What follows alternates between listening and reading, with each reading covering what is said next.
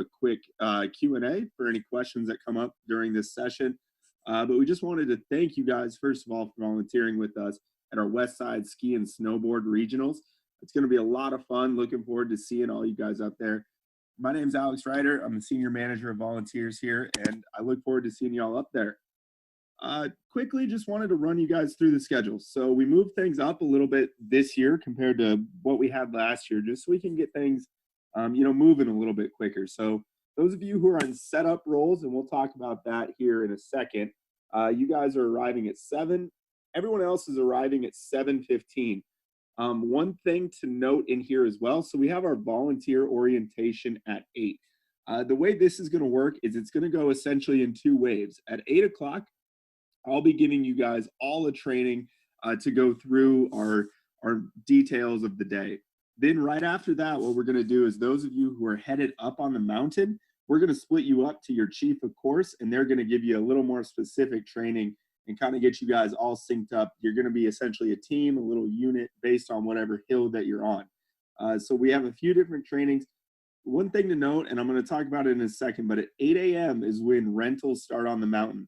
We do advise to rent those ahead of time as it gets a little bit busy. But if you don't have anything, we send you up to your post at about 9:10. There is a little window that you can rent up on the mountain. Our racing is going to begin from 10 to noon. We're all going to have a lunch break. We'll come down in waves where we can eat lunch. Volunteers are provided with that. And then we finish the day with our Alpine Super G and Snowboarding Super G. All right, so venue map. So we are using the Summit West. One thing to note is at the West Base area, that's going to be your main point of contact. We're going to be located at the guest services area, and don't worry, we're going to have plenty of signage directing you to the right location. Essentially, the main thing you're going to want to look for is volunteer check-in signs. That's going to point you to me, and all the staff on site has been given instructions of where to point people. So if you find any Summit at Snoqualmie staff, they're going to be able to point you in the right direction. All right, like I mentioned, we're going to be at the Summit West at Snoqualmie Pass. This is just a little map here for those of you guys who have not been there. It's going to be the first area you come to on your right. If you're coming from the west side here, you're going to come up to that. It'll be on your right side. It's the first area there. Some quick directions. So if you're I-405, I-5 northbound or southbound to I-90, follow I-90 through Issaquah, and then at exit 52, turn right onto the ramp towards West Summit. So it's a little bit of drive. I really appreciate all you guys coming out here. I know that it's a haul, but can't tell you guys how much I appreciate it. So a little bit of Nordic information, and you guys who have signed up for Nordic, I'm going to be sending you a separate email with a little more information, so don't worry. This is at a slightly different location. It's very close. The only difference is that it's at the Hyatt Trail, which is located at 71 Keechelis Boat Launch Road, Snoqualmie Pass. The timing is going to be very much the same as what we have at Alpine, just a little different location. Again, I will be sending out more information to those of you who are going to Nordic, but just note that if you did sign up for cross-country skiing, it is at a different location. So parking, this is always a big question. Parking is going to be available on site. I'll be there bright and early and doing my best. We're going to block off some spots for volunteers, for teams, all of that good stuff. We do ask that once you arrive, please park towards the back of the parking lot to leave the closer spots available for athletes and their families.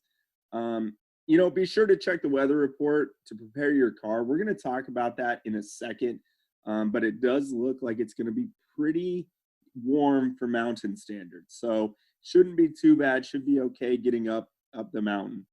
Once you've parked, follow the signs for volunteer check-in. Like I mentioned, that'll be at guest services. And one thing, if you're looking to coordinate rides, for those of you who are on Facebook, jump onto our Special Olympics Washington Volunteers Facebook group. I'll also send out the link to that for you guys. But that would be a good spot if anybody is looking to carpool. I know some people have reached out to me about that. That is how we're encouraging those to carpool, is to use our volunteer Facebook group. So what to bring? Those of you who are going to be volunteering with us up on the mountain, make sure you bring your own ski or snowboard equipment with you. If you have that, that's great, that's awesome, or rent it before you arrive.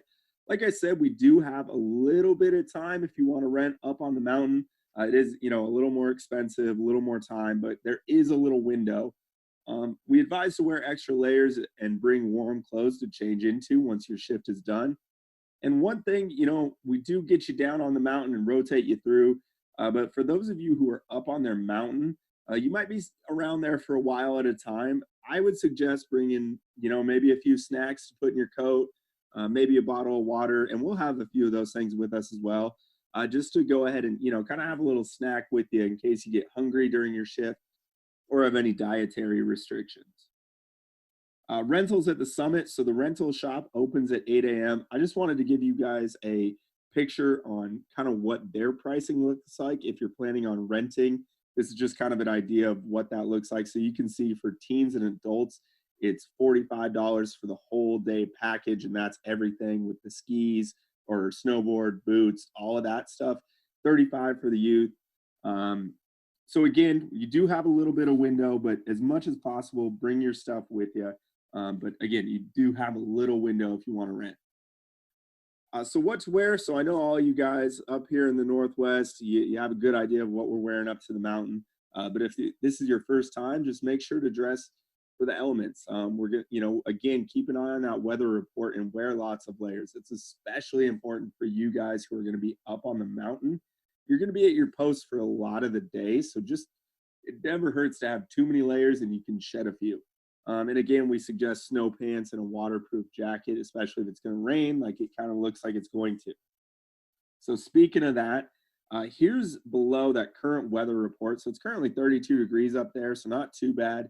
But Saturday, so the most recent weather report I pulled is rain showers early with snow showers later in the day. So we'll see if we get that snow showers, how late that is. But the high is expected to be about 43 degrees Fahrenheit. 60% chance of rain, it says, with some winds 5 to 10 miles an hour. So again, it's not too cold, so that's the positive. But again, on the flip side, it sounds like we're going to be getting a little wet. We are going to have areas where you guys can warm up when you come down from the mountains. So that's a good thing as well. But just make sure you prepare. Lots of layers is always a good thing. So make sure you're prepared in that area. Volunteer lunches. So all you guys, lunches and hospitality will be provided for volunteers. And then, of course, you also have a little bit of a break that you can go purchase at the lodge if you want to. Additionally, like I mentioned, if you're going to be on the slopes for a majority of your shift, I recommend packing a Cliff Bar or something like that with you. I know I get hungry through those stretches, so it's good to have something with you. But we will be providing lunches and we'll have some snacks for you up there as well. Some other things to note. So our complimentary lift tickets will be available in our command center, also known as guest services. So once you check in with me at volunteer check-in, we'll get you your complimentary lift ticket. Also, a very exciting thing from what we've been told by the summit at Snoqualmie, that lift ticket will also have a voucher for another day up on the mountain. That's the most recent word we received from the summit at Snoqualmie. So that's very exciting news. And we'll make sure to get you guys all set up with that good stuff. One thing we're doing different this year, and your chief, of course, will walk you through what this looks like if you're on that intermediate hill. Our intermediate racers are going to be sent down in intervals. So what that means is instead of waiting for them to go all the way down the hill and then for the next one to go, we're going in 45-second intervals. So this is important. We're going to, again, talk about this in our training session in the morning. We just want to give you guys a heads up of, making sure that the course is clear and the safety monitor says we're all good to go. A little bit of our order of events that is subject to change based on exactly weather conditions and those sorts of things, but that's kind of a general look at how that's going to go: giant slalom, super G, and downhill. All right, so now the important stuff. So volunteer roles. So we've got a lot of exciting stuff happening up on the mountain. The first part of it is the setup crew. So this is something that's really exciting, really important to get done. This is kind of just a general overview of how both snowboarding and skiing, the courses are set up. So as you can see, there's a lot of variables here. For those of you who are on the phone, we're just showing a little graph of essentially the setup requirements for each snowboarding and skiing. This is not something obviously you have to memorize, but for those of you who are on setup volunteers, essentially what we're going to do is when you check in, we're going to send you to one of our chief of courses who are going to get you up on the mountain and kind of really dialing in on how our mountain's going to look. And we'll also have some of you setup volunteers helping us out on the base of the mountain as well, getting all our award stations set up, getting all our operations set up before we actually get up and going. So again, there's not much difference between the course setup for skiing and snowboarding. Just wanted to give you guys a very quick look at that. And then here, a lot of us, this might be our first time volunteering up on the mountain or first time at a ski race. Also on the flip side, I know a lot of you guys have a ton of great experience up on the mountain. So we just wanted to show you, when we're using these words like slalom, giant slalom, super G, what that looks like in terms of a course setup. So you can see here kind of the differences. Again, those of you on the phone, sorry. It's just a little picture of exactly how the slalom, giant slalom, and super G looks. Again, no reason to memorize this. We're going to make sure that those of you who are setting up the courses have all the details when you get up there. So our on-mountain volunteer roles. Again, this is really exciting that we have so many of you willing to jump up on the mountain and help us out. One thing we do want to say is just be aware that your position may be moved a little bit based on biggest need. You might have signed up as a starter, but if we're really short on timers, safety monitors, we might move you around. So we do ask for a little bit of flexibility, but we're going to get you to the spot that you asked for as much as we can. A few of these things. So course greeter, that's going to be greeting and organizing the athletes at the start of the course. Our chief of course, they're going to be your main point of contact on whatever hill you're on. They're going to be managing the athlete check-in and communicating with the command center. Our starters, you're going to confirm the athlete numbers to the timers. We're going to have radio communication up and down the mountain to make sure you guys have that covered. You're confirming that the course is clear and then calls for the start of the race for each participant. Our safety monitor, you're going to alert the starter of any fallen skiers and then confirm that the course is clear for the next participant to race. So some starter instructions. This is what we had been set on for kind of our system. Just note that kind of this command is subject to change. We're going to have a coaches meeting that morning, and we're going to make sure that everybody's on board with this cadence, but it's going to be racer ready, 10 seconds. 5, 4, 3, 2, 1. Hut. That's going to be the key word. Once we say hut, that's going to get that's going to let the timer know when they have to start. When the front boot crosses the start line or the competitor's leg activates the wand, the timer stops. Again, we're going to run all you guys through this who are in those roles once we actually get up to the mountain. So don't stress.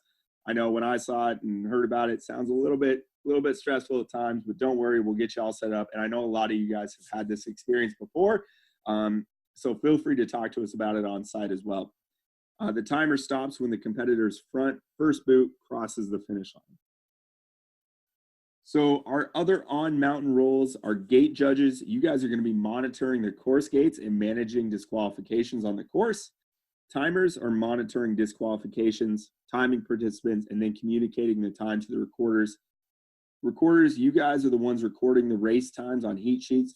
We are going to have plenty of write in the rain paper for those of you who are going to be, knock on wood, let's hope it doesn't rain, but in case we need it.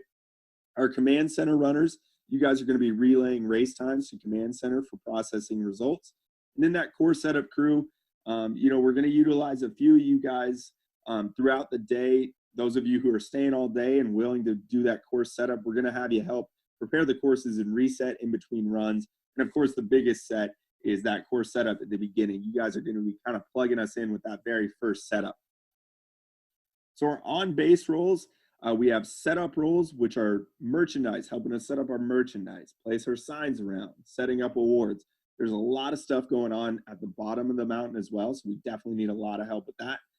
Our warming station volunteers, preparing and distributing hot drinks and snacks.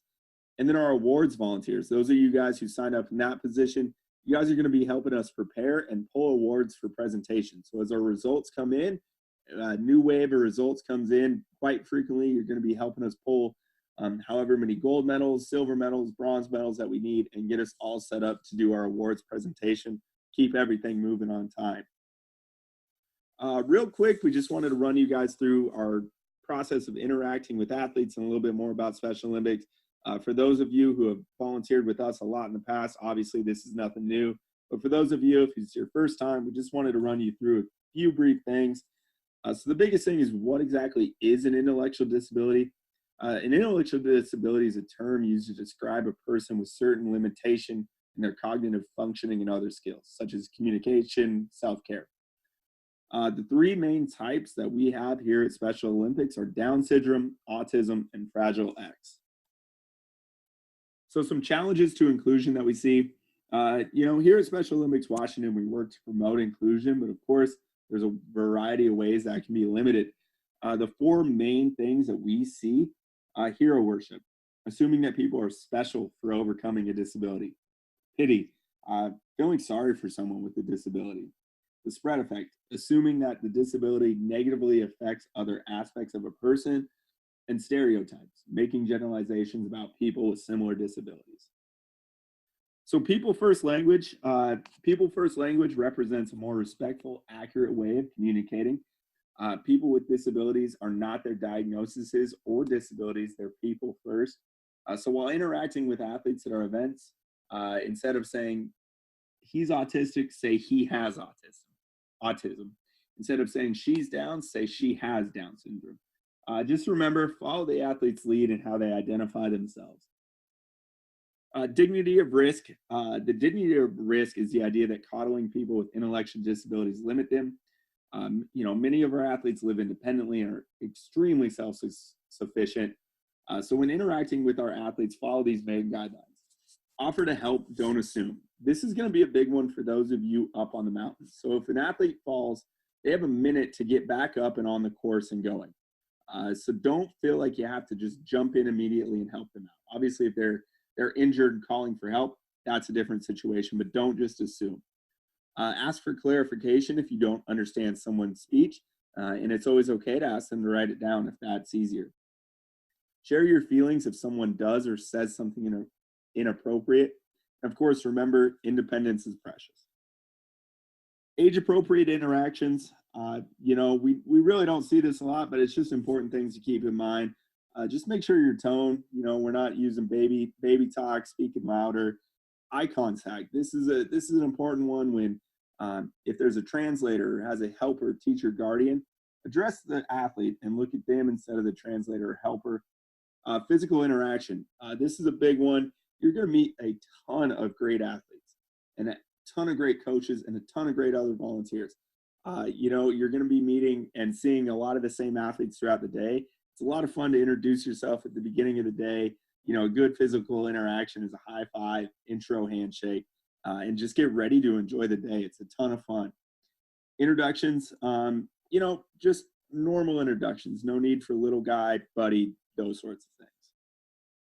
Volunteer code of conduct. So I'm not going to bore you guys with all of this, but essentially, you're providing for the general welfare, health, and safety, following the established rules and guidelines. And on that note, the other agency, so I sent out the waiver for Up on the Mountain. For those of you who have sent it back to me, that works. For those of you who want to print that out, sign it, and bring it to the mountain, that works. And then also, if you just want to sign it up on the mountain, that works as well. We just need everyone to sign the Summit at Snoqualmie waiver at some point. And again, we'll have it on site, so don't worry, you don't have to do it. But if you want to save a little time, you can send that to me ahead of time. Abstaining from the consumption or use of all alcohol. So sorry, we can't take a quick break in the lodge in the middle of the day. We're going to have to stay away from that. Tobacco products and illegal substances. Not engaging in any inappropriate contact or relationship with athletes, volunteers, or other participants. Right now, our biggest needs, just wanted to run you guys through this. We are a little shorter on our cross-country skiing volunteers than we would like. This is a general volunteer role. Again, this does not require, advanced on skis knowledge. You're just going to be timers, awards help. Kind of those are the two main categories. And that's at 7:15 a.m. to 3 p.m. shift. And again, if you or anyone you know would like to volunteer in that position, go ahead and contact me at awriter@sowa.org, and I'd be happy to get you set up. That is still the area of our biggest need, but right now we're looking pretty good up on the mountains, so that's exciting to see. And again, this didn't really happen in this situation as our shift times has stayed the same since when you signed up. But it doesn't hurt to double check your schedule. You can log back into your TRS account and do that. But again, the schedule would have stayed the same, so not a big need there. And don't worry, once you get up to the mountain, if you forget whether you signed up as a timer, starter, whatever it may be, we'll let you know. So don't worry about that. And again, just be flexible. We ask that you be flexible as we might move you to an area of biggest need. And again, biggest takeaway here is if anyone you know would be interested in cross-country skiing, please let me know. We just want to thank you guys for volunteering. I don't want to take up too much of your time tonight. This is a quick webinar. Just wanted to hopefully go through a few of the main questions, main details about this weekend. And again, our biggest thing I can emphasize is that at 8 a.m. on Saturday morning, we're going to be having our main volunteer training where we're going to go through more of the nuts and bolts of exactly what your day is going to look like. And then we'll get you all set up with your chief, of course, who's going to really start getting you guys together as a team and going through your game plan for the day. In the meantime, if you have any questions, you can email me. So again, that's awriter@sowa.org. Sorry to be bombarding you guys with all these emails, but I'll be sending one more this week, just a reminder and a recording of this. But if you end up not being able to make it, you can go ahead and email me. Or if you have anybody else who is thinking about joining us, feel free to email me as well. And your day of point of contact, the two main areas that you're going to look for. So you're going to be looking for me in the morning. I'll be at the volunteer check-in. And of course, those signs will be directing you towards that location. And then as the day goes on, our guest services is going to be our main area where we're going to be located. I'll be located. And then your chief, of course, will be your main point of contact for any questions up and down the mountain. Those are kind of the main points that we have here. I wanted to open it up to questions. I believe you guys can unmute yourselves. And if you have any questions, feel free to let me know, and I'd be happy to answer those.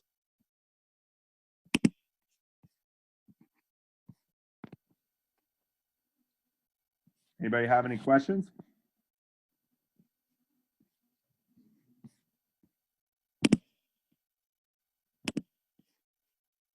No.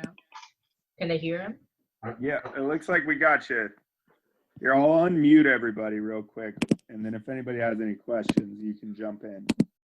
I have no questions. Nope, I have no questions. All right, you guys are an easy bunch. I like it. We'll see you at 7 up at the mountain. I appreciate it, everyone. Thank you so much again for volunteering. No, I'm happy to stick around on here for a little bit longer if anybody has any questions. But again, we're looking forward to it. I know this is a tougher volunteer role, so you guys are amazing for getting up there bright and early, and we can't wait to see you all up there. Alan, Right on. did we say 7 o'clock or 8 o'clock in the morning to meet?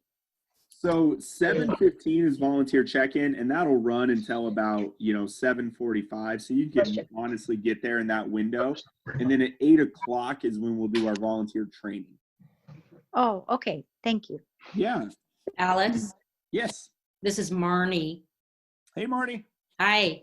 So should we not bring our skis up until a little bit before 9? Or is there a place to store our skis and poles up at the summit? Let me double check on that for you. I'll touch base and I will respond so everyone can have that answer as well. I'm gonna guess that there's a spot where we're gonna be able to let volunteers store stuff, but I'll double check on that and let everyone know because that is a good point. I'll be sure to let you know. Okay, thanks. I don't think. Alex, this is Adrienne, and I'm a Nordic volunteer, and I know you're going to send something out separately for us, but I guess my question is, I know where the Nordic area is, and there is no warming area there, and I'm concerned about being outside for 6 hours without any ability to have warming for the staff that are volunteering, for the volunteers. Is there going to be something set up for us? Yeah, that's the plan. We're going to be bringing out some different things like tents and, different ways to get set up and not just leaving everyone out in the cold the whole time. We have some plans to get some stuff set up. Yeah. Waterproof gear. Thanks for volunteering over there. It's going to be a lot of fun. I wish I was able to hop over there. Hopefully I'll be able to sneak away for a minute. Another question. Yeah. So the ski lift ticket for that day, does it go until 10 p.m.? Yeah, I believe it's good for the entire day. So however long the mountain's open, it's good for that day.